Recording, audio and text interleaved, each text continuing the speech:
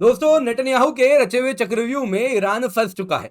अब अगर आप नेतन्याहू की बात करें तो बड़े ही घाघ नेता है वो, और उसको ईरान कहीं से भी अगर आप देखें तो मात नहीं दे पाएगा। क्या हुआ है दोस्तों, अगर आप देखें तो नेतन्याहू ने एक तीर से कई शिकार किए हैं। क्यों मैं ऐसा कह रहा हूं? क्योंकि दोस्तों, इजराइल और ईरान के बीच में अब जंग की शुरुआत हो चुकी है। डे 1 ऑफ वॉर है, जिसमें अगर आप देखें तो ईरान ने 300 से अधिक बैलिस्टिक मिसाइल्स, इसके सिवा ड्रोन्स और अन्य प्रकार के मिसाइल्स वगैरह से अटैक किया है, और जिसको इजराइल ने इस प्रकार से उसका जवाब दिया है कि दुनिया आज कह रही है कि भाई इजराइल यूक्रेन नहीं है। यूक्रेन जहां पे अगर आप देखें तो यही ईरानियन ड्रोन्स ने बहुत ज्यादा तबाही मचाई थी, वो इजराइल में कुछ भी नहीं कर पा रहे। दोस्तों, यहां पे अगर आप देखें तो इजराइल जो चाहता था ईरान ने एग्जैक्टली वही किया है। दोस्तों, आइए आज के इस वीडियो में देखते हैं। जैसा आप जानते हैं, आप सुन सकते हैं यहाँ पे, Israel under attack by Iran as Middle East enters perilous new phase. एक नई शुरुआत है दोस्तों। अगर आप ग्लोबल इकोनॉमी की बात करें या फिर ग्लोबल स्टेबिलिटी की बात करें तो उसके लिए तो बहुत बड़ा चैलेंज होने वाला है, क्योंकि यहाँ पे जो इजराइल का प्लान है वो बहुत बड़ा है। Hundreds of drone cruise missile से अटैक हुआ है। आपको मैं कुछ वीडियोस भी दिखाने वाला हूं इन अटैक्स का, तो आइए एक एक करके इनको देखते हैं। दोस्तों, ये टेम्पल माउंट है, अल अक्सा मॉस्क कंपाउंड है। उसके ऊपर आप देख सकते हैं किस प्रकार से ईरानियन ड्रोन्स एंड मिसाइल से अटैक किया जा रहा है। मोस्ट ऑफ देम आप देख सकते हैं हवा में ही इनको न्यूट्रलाइज कर दिया जा रहा है। जैसा आप देख सकते हैं, हवा में ही ये सभी के सभी एंटी मिसाइल सिस्टम्स के द्वारा ये न्यूट्रलाइज हो रहे हैं। आप देख सकते हैं किस प्रकार से ये न्यूट्रलाइज हो रहे हैं।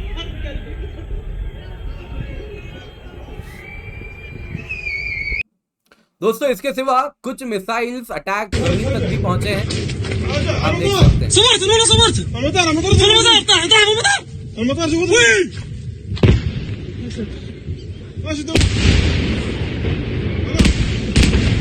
तो दोस्तों, ये सारे जो फुटेज मैंने आपको दिखाया ये सब सोशल मीडिया से आ रहे हैं, अनवेरिफाइड फुटेज हैं, लेकिन आप समझ सकते हैं मोर और लेस वहीं से आ रहा है।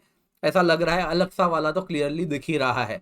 दोस्तों, यहाँ पे अगर आप रिपोर्ट कार्ड देखें तो कुछ इस प्रकार है। पहले दिन की बात है, 331 मिसाइल और ड्रोन इजराइल के तरफ ईरान ने लॉन्च किए थे। इनमें से 185 केमिकाजे ड्रोन यानी सुसाइड ड्रोन्स थे। 185 में 185 को इजराइल ने गिरा दिया। बैलिस्टिक मिसाइल ईरान ने 110 चलाए हैं, उनमें से 103 को गिरा दिया। 7 बैलिस्टिक मिसाइल आप अगर देखें तो इजरायली टेरिटरी में आके गिरे हैं, जिसमें मैंने आपको वीडियो भी 2 मिसाइल को गिरते हुए दिखाया है।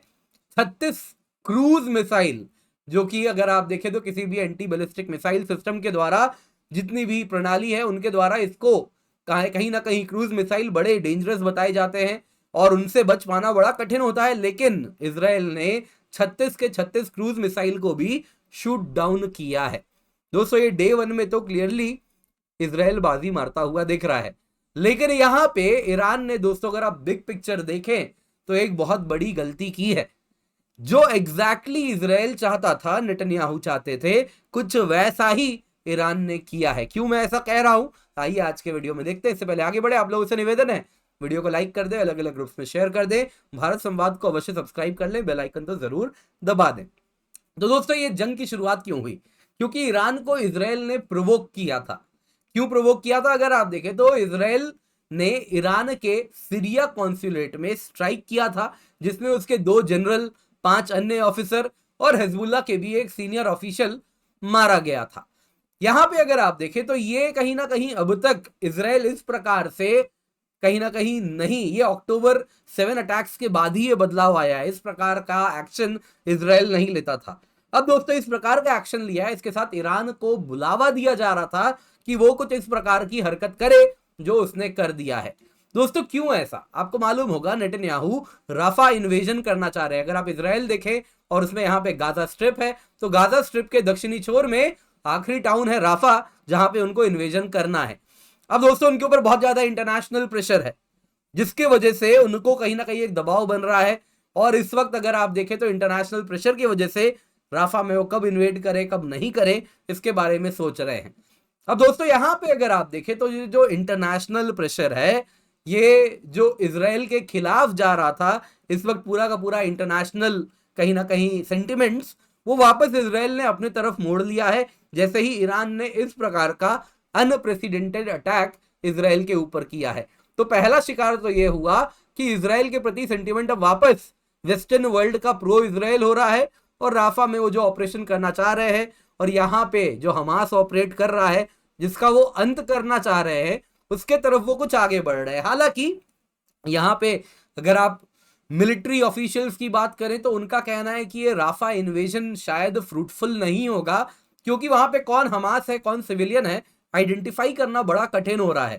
साथ ही साथ एग्जैक्टली इजराइल कैसे इसको अंजाम देगा ये तो समय ही बताएगा। लेकिन इस वक्त इंडियन मिलिट्री ऑफिशियल्स भी जो कह रहे हैं, एक्स मिलिट्री ऑफिशियल्स, वो यही कह रहे हैं कि हमें समझ नहीं आ रहा क्यों वो ऐसा कर रहा है। लेकिन जो भी है, राफा इन्वेजन वो करना चाह रहा था, इंटरनेशनल प्रेशर रोक रही थी, वो इंटरनेशनल प्रेशर अब काम नहीं आएगी।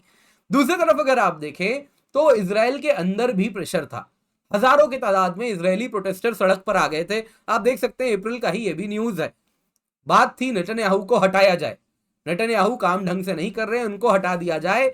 और इसके साथ अगर आप देखें तो अब जब इजराइल इज अंडर अटैक तो वापस इस प्रकार के जो प्रोटेस्टर्स हैं वो वापस सड़क पे नहीं आएंगे, क्योंकि कहीं ना कहीं इस वक्त ईरान अटैक फेस कर रहा है और उसके साथ ये सारे प्रोटेस्ट भी कहीं ना कहीं कमजोर पड़ना शुरू हो जाएंगे। तो ये भी कहीं ना कहीं नेतन्याहू ने अपने तरफ नेशनली भी लोगों को मोड़ लिया है, इंटरनेशनल मीडिया में भी, इंटरनेशनल प्रेशर भी अगर आप देखें तो प्रो इजराइल हो चुका है। तीसरा अगर आप देखें तो यहां पे इजराइल के चारों तरफ ईरानियन प्रॉक्सीज आपको देखने मिलते हैं। गाजा स्ट्रिप की बात करें तो यहां पे हमास ऑपरेट कर रहा है। नॉर्थ में अगर आप देखें तो लेबनान है, तो लेबनान में अगर आप देखें तो वहां पे हिजबुल्ला डायरेक्टली ऑपरेट कर रहा है। इसके सिवा येमेन में हाउथीज ऑपरेट कर रहे हैं। ये सब डायरेक्ट ईरानियन प्रॉक्सीज हैं। इसके सिवा इराक में भी बहुत सारे Iranian proxies already under operation हैं, जैसे कि बद्र ऑर्गेनाइजेशन है, कताब हिजबुल्ला है, हिजबुल्ला का ही आर्म्ड विंग्स अलग अलग वहां पे भी ऑपरेट कर रहे हैं। तो इसके साथ कहीं ना कहीं अब इजराइल की स्ट्रेटेजी में एक बदलाव आया है। अब तक इजराइल की स्ट्रेटेजी थी कैंपेन बिटवीन दी वॉर्स, जिसमें क्या होता था कि इजराइल जो ईरानियन बैक्ड ग्रुप्स हैं, हिजबुल्ला हो गया, इन सबको फुल स्केल वॉर के लिए प्रोवोक नहीं करता था, इंस्टेड ऑफ दैट उनको बैकफुट में रखता था। फुल स्केल वॉर भी ना हो, साथ साथ वो बैकफुट में रहे, जैसे कि उनके वेपन्स शिपमेंट को पकड़ लिया जाए, कहीं पे उनके वेपन्स अगर स्टॉक पाइल्ड हैं तो उनको टारगेट करके उड़ा दिया जाए। लेकिन अक्टूबर 7 के बाद इजराइल एक बात समझ रहा है कि इस प्रकार से बात नहीं बनेगी, अभी तो स्टीम रोल करना होगा, इसको जड़ से निकाल के हटाना पड़ेगा। कुछ हमास के लिए वो ऐसा ही गाजा स्ट्रिप में करना चाह रहा है, लेकिन वो एक बात समझ रहा है, आज जो हमास ने किया है कल हिजबुल्ला भी कर सकता है। हिजबुल्ला तो बहुत ज्यादा पावरफुल है और उसमें अगर आप देखें तो हिजबुल्ला को तो कहीं ना कहीं कंट्रोल करना बहुत आवश्यक है, वरना इजराइल के लिए इस प्रकार का अटैक फ्यूचर में फिर होगा। तो हिजबुल्ला के लिए वो वापस से कहीं ना कहीं जब ईरान से इस प्रकार के ऑपरेशन में इंडल्ज कर रहा है तो अब हिजबुल्ला पे स्टीम रोलिंग का प्रयास करेगा। लेकिन यहां पे देखने वाली बात क्या है, हिजबुल्ला काफी मजबूत है। आप अगर देखें तो 60,000 full time soldiers and reservist हैं। कुछ लोगों का कहना है कि 60,000 नहीं है, 1 लाख से अधिक हैं और काफी ट्रेंड सोल्जर्स हैं। इसके सिवा मिसाइल्स की बात करें तो हिजबुल्ला के पास काफी, आप अगर देखें तो अलग अलग प्रकार के मिसाइल्स हैं। 1.5 लाख मिसाइल्स हैं इनके पास, जिसमें लैंड अटैक करने के लिए भी कई प्रकार के मिसाइल्स हैं, एंटी टैंक भी हैं, एंटी शिप भी हैं, वैसे ही एंटी एयर भी है। तो Hezbollah will not be that simple, Hamas जैसा नहीं है कि इसको आप गए और स्टीम रोल कराए। यहां पे दोस्तों हिजबुल्ला को अगर कमजोर करना है तो एक बात समझनी होगी कि ईरान को कमजोर करना होगा। अब दोस्तों यहां पे सबसे बड़ा शिकार क्या है, इजराइल का। दोस्तों अगर आप इजराइल की बात करें तो उसके लिए सबसे बड़ा एग्जिस्टेंशियल थ्रेट क्या है, वो ये है कि ईरान न्यूक्लियर बॉम्ब बना ले। इस प्रकार के कन्वेंशनल वेपन से इजराइल को हराना आज के टाइम में लगभग नामुमकिन है, क्योंकि यूएस का भी अम्ब्रेला उसके ऊपर रहता है। लेकिन अगर ईरान न्यूक्लियर बॉम्ब बना ले तो ईरान के लिए जो इजराइल के लिए अभी फायदेमंद है वही उसका नुकसान हो जाएगा। अभी इजराइल के लिए फायदेमंद क्या था, उसका छोटा साइज। यूक्रेन की तुलना में इजराइल बहुत छोटा है, तो इस वजह से एंटी बैलिस्टिक मिसाइल्स जो उनके सिस्टम्स हैं वो बड़े आसानी से ऑपरेट कर पाते हैं। लेकिन यूक्रेन के केस में वैसा नहीं है, बहुत बड़ा देश है तो एंटी बैलिस्टिक मिसाइल यूनिट्स उतनी आसानी से काम नहीं कर सकते। इस प्रकार का एंटी बैलिस्टिक मिसाइल अम्ब्रेला बनाना लगभग इम्पॉसिबल हो जाता है। लेकिन दोस्तों अगर न्यूक्लियर वॉर की बात हो तो सेम छोटा साइज ईरान के लिए बहुत चैलेंजिंग है, पूरा इजराइल के लिए बहुत चैलेंजिंग है। पूरा इजराइल कुछ गिनती भर के न्यूक्लियर बॉम्ब से साफ हो सकता है, खत्म हो सकता है। तो इसलिए अगर एग्जिस्टेंशियल थ्रेट इजराइल के लिए कुछ है तो वो न्यूक्लियर वेपन्स हैं। अब दोस्तों यहां पे अगर आप न्यूज देखें, अप्रैल 10 का ये न्यूज है, वॉशिंगटन पोस्ट में आया है, ईरान बहुत करीब आ चुका है न्यूक्लियर वेपन कैपेबिलिटी के। दोस्तों आपको मालूम होगा 6 साल हो गए ट्रंप एडमिनिस्ट्रेशन के, जब से वो ईरानियन न्यूक्लियर रिकॉर्ड से बाहर आ गए थे। ईरान का जो न्यूक्लियर प्रोग्राम था पीछे आ गया था, लेकिन अब वो इतना एनरिच यूरेनियम बना चुका है, जमा कर चुका है कि कई लोग कह रहे हैं कि वो न्यूक्लियर वेपन बनाने ही वाला है।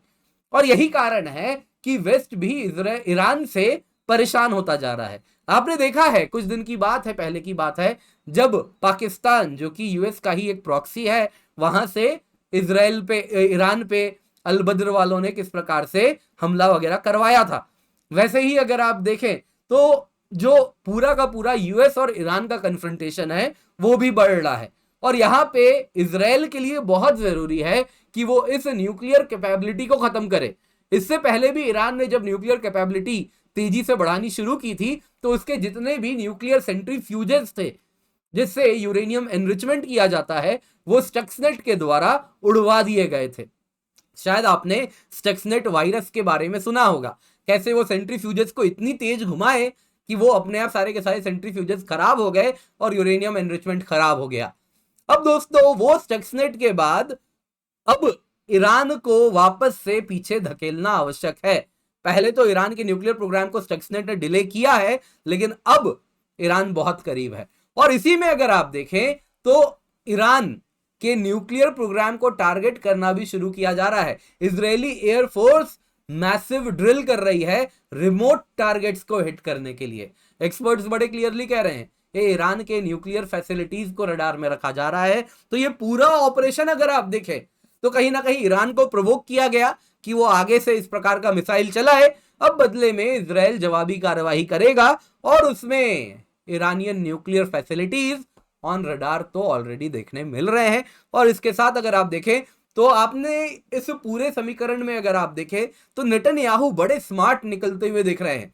नेशनल प्रेशर देश के अंदर जो था उसको भी दबा दिया, इंटरनेशनल प्रेशर भी दबा दिया, और ईरान जो कि हमेशा के लिए उनके लिए एग्जिस्टेंशियल थ्रेट हो सकता है उसको भी कहीं ना कहीं वो कुचलने वाले हैं इस पूरे ऑपरेशन से। दोस्तों उम्मीद करता हूं आपको ये वीडियो पसंद आई होगी, लाइक जरूर कीजिएगा, अलग अलग ग्रुप्स में शेयर करना ना भूले। भारत संवाद इंस्टाग्राम में अवेलेबल है, हमें फॉलो करें, भारत संवाद 11 हमारा हैंडल है। इसके सिवा दोस्तों आप इस वीडियो को लाइक कीजिएगा, और एक वीडियो आ रहा होगा इसको भी देखिएगा, भारत संवाद को सब्सक्राइब करें, बेल आइकन दबाना बिल्कुल भी ना भूलें, वीडियो को लाइक करें, अलग अलग ग्रुप्स में शेयर अवश्य करें।